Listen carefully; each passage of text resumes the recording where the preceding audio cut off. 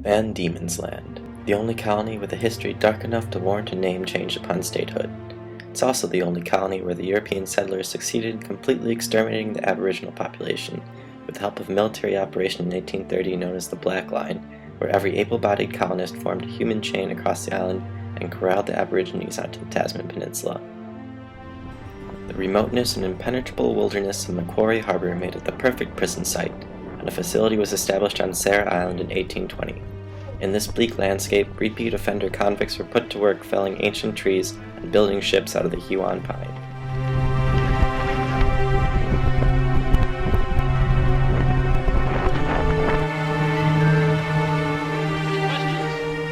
Today, nature has reclaimed the island, leaving only ruins behind. In one notable story of a failed escape attempt, the 8 starving men resorted to cannibalism, and when the lone survivor was recaptured, they didn't believe that he had eaten his companions.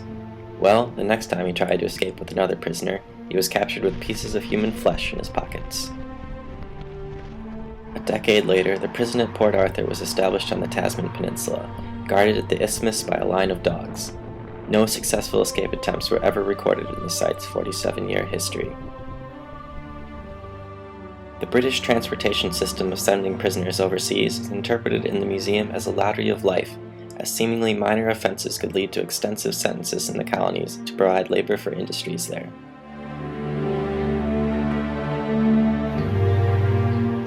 As if the site's convict history wasn't grim enough, in 1996 a gunman went on a killing spree, claiming 35 victims and injuring 19 more. A memorial garden was built around the cafe where the shooting started. Each leaf represents one of the dead from that day. 1,100 more dead from the convict period are buried on the Isle of the Dead, mostly in unmarked mass graves, as they didn't believe convicts deserved a proper burial.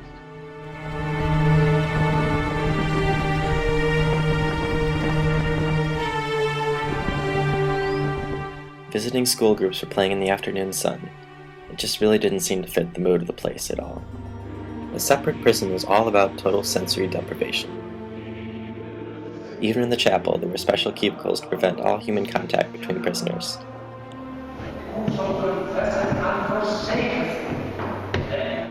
The punishment cell was secured by 4 separate doors and was completely dark and silent inside.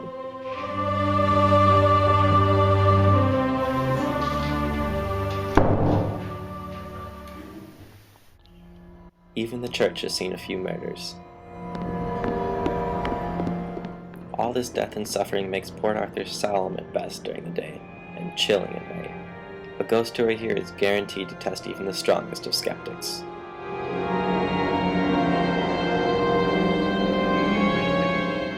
I'd tell you some of the stories, but you kinda had to be there.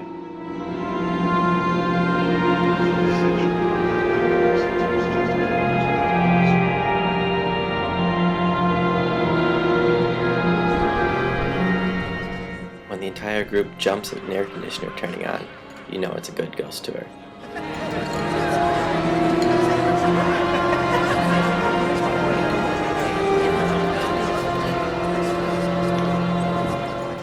Couldn't pay me enough to lock this place up at night. With a history like that, I'd probably change my name too.